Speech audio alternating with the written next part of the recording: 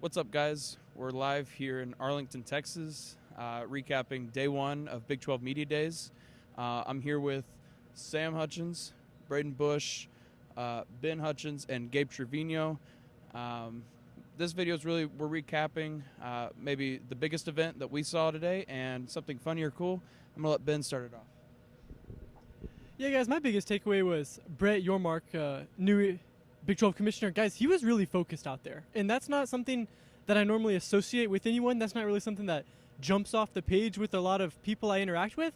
But his focus was kind of unique, I thought. The way he kind of interacted with people, stayed on questions, kind of meditated on an answer for a little bit. And hey, don't take it from me. Dave Aranda, Baylor coach, also used that same word, focused, to describe the new Big 12 commissioner.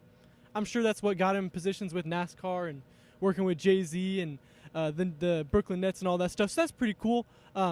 My kind of funny takeaway or interesting thing I found was the field at Boone Pickens Stadium, the turf, it's not going to be Curse of Cowboys like many fans on social media wanted. I asked Chad Weiberg, the OSU athletic director, about it today, and he said, yeah, I did see a lot of the social media stuff on there, but we have a brand. We've kind of built that brand up, so we're going to keep it the way it is. So going back to Brett Yormark, the new Big 12 commissioner, something he said that was interesting was he's not been to every Big 12 campus, and so over the next 60 days after he starts his job on August 1st, he'll be touring every campus around the Big 12. And that means over those 60 days, I highly doubt that there will be any new progress on conference realignment. So although he did say it is imminent and he is in discussions with it actively, don't expect it to happen right now. And then something also interesting was with Dave Aranda. He said that on the last play of the Big 12 championship game, infamous Desmond Jackson gets short 1 yard of the touchdown to win the game, that Dave Aranda actually called a timeout when he didn't have one. And so if that was noticed, then it would have been a penalty, and maybe OSU wins the game. Who knows? But that was something interesting I found. My biggest takeaway from today was Mike Gundy's comments on Bedlam. He said that Bedlam really has 1 to 2 years left after Oklahoma leaves for the SEC. I thought that was something interesting, and hopefully we get a remark from Oklahoma tomorrow here at day 2. Something I found very interesting today was Brett Yormark was asked to give an interesting fact about himself that maybe not everyone knew about him. He said he was a drummer, but he also didn't mention that he was a twin. So I thought that was very interesting.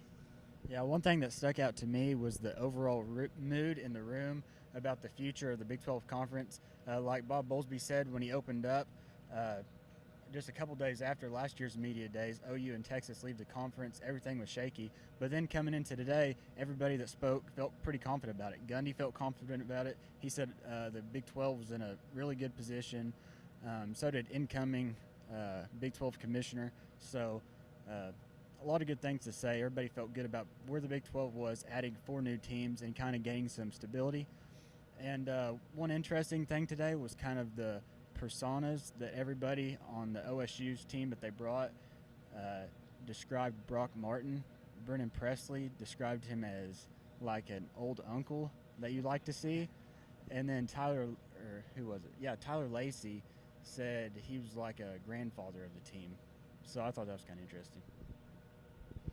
Yeah, and to wrap it up, my big takeaway was almost an unspoken thing that multiple players kind of did, and it was easy to pick up on.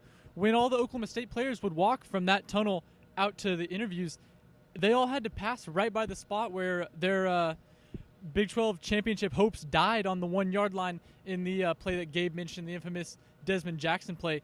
And they all kind of treated it with, I don't know if reverence is the right word, but they were all very aware how differently things could have played out. And they, Spencer Sanders specifically, but a couple other players mentioned that kind of drives them to do the little things, to touch the lines and to finish every drill and finish through the line, because it's just a poignant reminder for them that their season ended so close, and just how strongly the details matter.